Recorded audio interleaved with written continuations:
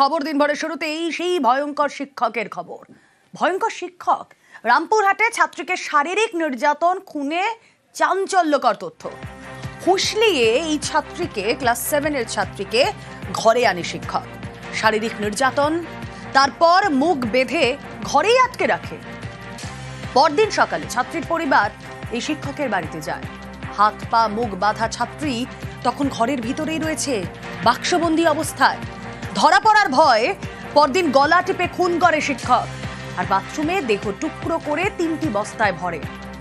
প্রমাণ মুছতে bathroom ধোয় phenyl এবং স্পিরিট দিয়ে।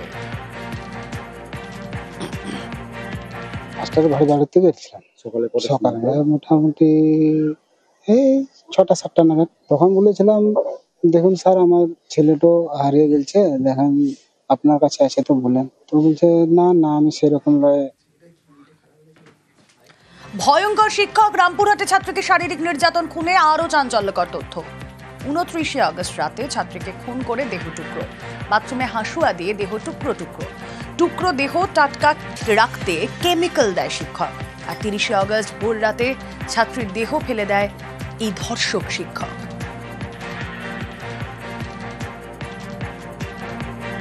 শারীরিক নির্যাতন, খুনে আরো কিছু তথ্য। খুনের পরেও অবিচল, নিজেকে বাঁচানোর চেষ্টা, হাইকোর্টে এসে আগাম জামিনের চেষ্টা শিক্ষকের। আইনজীবীর নির্দেশে স্থানীয় আদালতেও জামিনের চেষ্টা।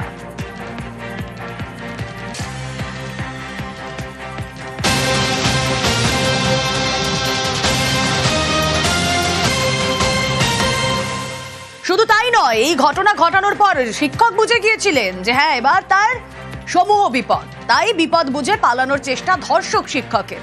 পালানোর জন্য ডিভোর্সি স্ত্রী শরণাপন্ন ধর্ষক শিক্ষক। ডিভোর্সি স্ত্রীর কাছ থেকে টাকা চেয়েছিলেন তিনি। পালানোর জন্য ট্রেনের টিকিটও কেটে নিয়েছিল এই অভিযুক্ত। টাকা নিতে এসে পুলিশের জালে পলাতক ধর্ষক শিক্ষক। আপনি বলতেন এখানে বড় হোক, বিয়া করব, আমি ভালোর জন্য লেগে বলেছিলাম ওকে। আমি এখন কিছুই চাই না, এখন ফাঁসি চাই। লাস্ট কথা, আমার কিছু চাই না, আমি ফাঁসি চাই। আর ভয়ঙ্কর শিক্ষক শুধু নয়, শুনলে অবাক হবেন, এই ভয়ঙ্কর শিক্ষকের পাশে ভয়ঙ্কর পুলিশও। শিক্ষককে স্কুলে না আসার পরামর্শ দেয় পুলিশ। নিখোঁজের পরদিন থেকেই বারবার অভিযুক্তের বাড়িতে যায় পরিবার। অভিযুক্ত শিক্ষকের স্কুলেও বারবার বিক্ষোভ দেখায় পরিবার। পুলিশ ধরে নিয়ে এসেছিল অভিযুক্তকে, জেরা করেও কিছুই বার করতে পারেনি পুলিশ। অথচ সেই সময়েই খুন করে দেহ লোপাট করেছিল এই শিক্ষক। টানা আটকে রেখে জিজ্ঞাসাবাদের পর ছেড়ে দেওয়া হয় অভিযুক্তকে। রামপুরহাটে খুনের তদন্তে পুলিশের ভূমিকাতেও প্রশ্ন। ছাত্রী খুনে ধৃত শিক্ষক মনোজ পাল ঠিক এই বাড়িতে ভাড়া থাকতো। এই বাড়িতে লক্ষ্য করা যাচ্ছে আগে থেকেই কিন্তু সিসিটিভি ক্যামেরা লাগানো আছে। ঠিক এখানেই পুলিশের তদন্তের অগ্রগতি নিয়ে উঠছে প্রশ্ন।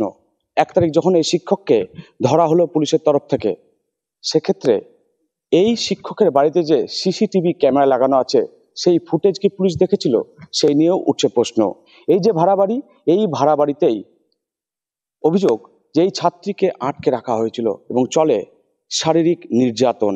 সেই নির্যাতনের পর ছাত্রীকে খুন করা হয় এই ভাড়া বাড়িতেই। তারপর তথ্য প্রমাণ লোপাট করতেই মৃতদেহ বস্তাবন্দি করে টুকরো টুকরো করে কেটে অন্যত্র জায়গায় ফেলে দেওয়া হয়। রামপুরহাট থেকে অক্ষয় দিবট, নিউজ 18 বাংলা। আর এবার যে খবরের দিকে নজর রাখবো, নবদ্বীপে পিটিয়ে খুনে ময়না তদন্ত। বুধবার পাড়ার ঝামেলা থামাতে গিয়ে বচসা, যুবককে বাড়ি থেকে টেনে বের করে মার। বৃহস্পতিবার হাসপাতালে মৃত্যু সঞ্জয় ভৌমিকের। নিহত সঞ্জয় বিজেপি কর্মী বলেই দাবি। কথা বলবো, প্রতিনিধি রঞ্জিত রয়েছেন সঙ্গে। রঞ্জিত, আজকে সঞ্জয় ভৌমিকের ময়নাতদন্ত কল্যাণী এমসি হয় এবং গতকালই পরিবার থেকে দাবি তোলা হয়েছিল যে তারা ময়নাতদন্ত এমসি করাবে, কারণ হচ্ছে পুলিশের উপর তাদের আস্থা নেই। যে ঘটনা ঘটেছে সেই ঘটনায় 4 জনের বিরুদ্ধে অভিযোগ দায়ের করেছে। তার মধ্যে তারা যে অভিযোগ তুলছে রাজনৈতিকভাবে, সেই 4 জনই তৃণমূল কংগ্রেসের তারা পরিচালিত হয়। এবং এই ঘটনার পরিপ্রেক্ষিতে পুলিশ এখনো পর্যন্ত কাউকে গ্রেফতার করতে পারেনি। ইতিমধ্যে পরিবারের পক্ষ থেকে রঞ্জিত, এই ঘটনা নেহাতি কি বচসা থামাতে গিয়ে ঘটলো, নাকি রাজনৈতিক কোনো আক্রোশ ছিল? কারণ আমরা এই ব্যক্তির একটা রাজনৈতিক পরিচয় পাচ্ছি গতকাল থেকে। দেখো, একটা বিষয় বিজেপি প্রথম থেকে দাবি করছিল যে সঞ্জয় ভৌমিক তাদের দলেরই কার্যকর্তা, এবং পরিবারের পক্ষ থেকে প্রথমে দাবি তোলা হয়েছিল যে আগে রাজনীতি করলেও বর্তমানে সে কোনো রকম দলের সাথে যুক্ত ছিল না। তবে পরিবারের একটা অভিযোগ কিন্তু একেবারে রাজনৈতিকভাবে বলা যেতে পারে, যে যেখানে ঘটনা ঘটেছে সেই এলাকায় যারা যুক্ত ছিল তারা প্রত্যেকেই তৃণমূল আশ্রিত, এবং ফলে এই ঘটনার সাথে একটা রাজনৈতিক সম্পর্ক জুড়ে রয়েছে। এবং পরিবারের পক্ষ থেকেও বারবার রাজ্য সরকারের যে পুলিশের বিরুদ্ধে তাদের বক্তব্য, তারা পুলিশ আস্থা রাখতে পারছে না, এবং যে 4 জনের বিরুদ্ধে অভিযোগ করা যে পুলিশকে তাদের গ্রেপ্তার করছে না, সেই কারণেই তারা সিবিআই তদন্তের দাবি জানিয়েছে। আজ কিন্তু ময়না তদন্ত কল্যাণী এমসে হয়েছে, এবং সেখানে কিন্তু বিজেপি নেতৃত্ব উপস্থিত ছিল। বেশ, ওই তৃণমূলের যে চেয়ারম্যানের আশ্রিত দুষ্কৃতীরা আমার বাড়িতে আমার ভাইকে ঘর থেকে টেনে মায়ের সামনে মারলো। তারা বলছে ওর ভাই মারপিট করে মরেছে। উপরন্ত ওই গুন্ডাগুলোকে শুধু একবার থানায় পাঠাচ্ছে, একবার ওনার বড়ালঘাটে আশ্রয় দিচ্ছে, সব জায়গায় মানে সুরক্ষিত জায়গা স্থানান্তরিত করে রাখছে।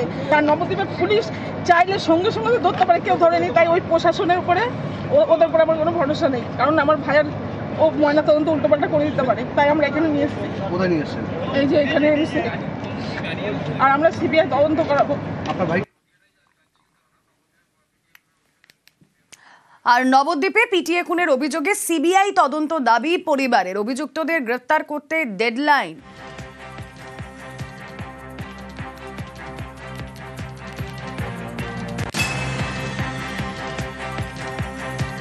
পুলিশকে হুঁশিয়ারি শুভেন্দু অধিকারীর। পুলিশকে ডেডলাইন।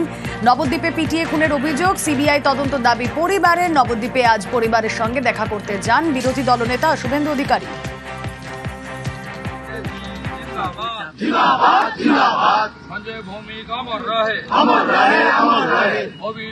পরিকল্পিত এবং রাজনৈতিক কারণে খুন হয়েছে। পরিবার তারক দাস সহ প্রকৃত খুনি 4 জনের নামে এফআইআর করেছে। প্রায় 36 ঘন্টার বেশি অতিবাহিত হওয়া সত্ত্বেও একজনেরও গ্রেপ্তার হয়নি, কারণ নবদ্বীপ আসন টলমটো করছে। ওরা জানে এসআইআর হওয়ার পরে ওরা 20,000 ভোটে নবদ্বীপে হারবে। তাই এই ধরনের তাজা কর্মীদেরকে খুন করে যে যুবকরা পশ্চিমবঙ্গ বিজেপির প্রধান হাতিয়ার বা স্তম্ভ, এই যুবকদেরকে ভয় দেখিয়ে দিতে চায়। পুলিশকে আগামীকাল পর্যন্ত সময় দিচ্ছি। আগামী সোমবার বিকেল বেলা নবদ্বীপ শহরে ধিক্কার এবং প্রতিবাদ মিছিল হবে ভারতীয় জনতা পার্টির পক্ষ থেকে। চ্যালেঞ্জ হোক, সমস্ত রকম তদন্ত হোক, সিবিআই থেকে শুরু করে আন্তর্জাতিক লেভেল পর্যন্ত তদন্ত হোক, এবং সেখানে যদি প্রমাণ হয় কোনো রকম রাজনৈতিক এখানে বিষয় নেই, কোনো রাজনৈতিক দলের বিষয় নেই, তাহলে পরে ও কি পবিত্র মাটিতে, নবদ্বীপের পবিত্র মাটিতে কান ধরে সেই ভূমিতে ক্ষমা চাইবে না, কারণ উনি নির্লজ্জতার একটা সমার্থক। সঞ্জয় ভৌমিকের মৃত্যুতে রাজনৈতিক টানাপোড়েন তুঙ্গে। বিজেপি দাবি করছে নিহত সঞ্জয় তাদের দলের কর্মী, তৃণমূল আশ্রিত দুষ্কৃতীরা মেরেছে।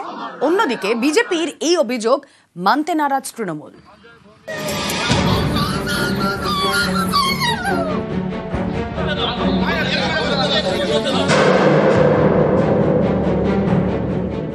ঝামেলা থামাতে গিয়ে বচসা, বাড়ি থেকে টেনে হিজড়ে বের করে যুবককে মার, সেই মারে মৃত্যু নদিয়া নবদ্বীপের বছর 40-এর সঞ্জয় ভৌমিকের।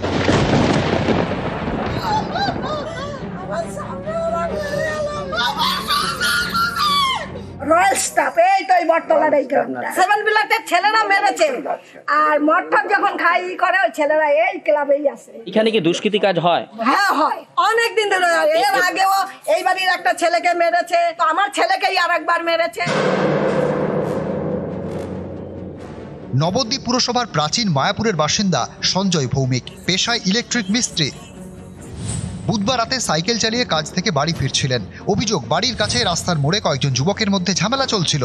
ঝামেলা থামাতে গিয়ে বচসায় জড়িয়ে পড়েন সঞ্জয়। মদের আসলে একটা ঝামেলা হয়েছে শুনছি আমি, এখনো পর্যন্ত প্রাইমারি ইনভেস্টিগেশন যেটা আছে, কেউ কেউ বলছে যে উনি ওই ঝামেলাটা থামাতে গেছিলেন, যার জন্য ঘুষাঘুষি খেয়েছেন। এইটাই বচসা না বাড়িয়ে বাড়ি ফিরে আসেন সঞ্জয়, কিন্তু বচসার রেশ কাটেনি। অভিযোগ, মাঝরাতে সঞ্জয়ের বাড়িতে চড়াও হন বচসায় জড়ানো কয়েকজন। দরজা ভেঙে ঘরে ঢুকে সঞ্জয়কে টেনে হিজড়ে বাইরে এনে মারধর করা হয়। যুবকের মা আটকাতে গেলে তাকে ধাক্কা দেওয়া হয় বলে অভিযোগ। সঞ্জয়কে নবদ্বীপ স্টেট জেনারেল হাসপাতালে নিয়ে যাওয়া হয়। বৃহস্পতিবার দুপুরে হাসপাতালে তার মৃত্যু হয়। নবদ্বীপ থানায় এ নিয়ে লিখিত অভিযোগ জানিয়েছে পরিবার। বিজেপি বিজেপির দাবি নিহত সঞ্জয় ভৌমিক তাঁদের দলের কর্মী, আর যারা সঞ্জয়কে মেরেছে তারা তৃণমূল আশ্রিত দুষ্কৃতী। এই সঞ্জয় ভৌমিক যিনি আমাদের বিজেপি কার্যকর্তা, যারা মেরেছে তারা কোনো রাজনৈতিক দল? হ্যাঁ, তারা তৃণমূলের আশ্রিত গুন্ডা বাহিনী, তারা উদ্দেশ্য প্রণোদিতভাবে মেরেছে। পরিবারের দাবি সঞ্জয় একসময় বিজেপি করতেন, এখন কোনো দল করেন না। ভাইকে ঘরের থেকে টেনেছে, ওই বন্ধু আমার ভাইকে উঠোনে ফেলেছে, মুখে লাথি মেরেছে, মাথায় মেরেছে। একজন এমএলএ ড্রাইভার তারক দেবনাথ, আর হচ্ছে বুথ সভাপতি। আমার ভাই বহুদিন আগে বিজেপি দেখলে এমনি কোনো দল এখন করে না। Just like a childish complain, একেবারে ভিত্তিহীন অভিযোগ, রাজনৈতিক চক্রান্ত এই অভিযোগের মাধ্যমে পরিস্ফুটিত হচ্ছে।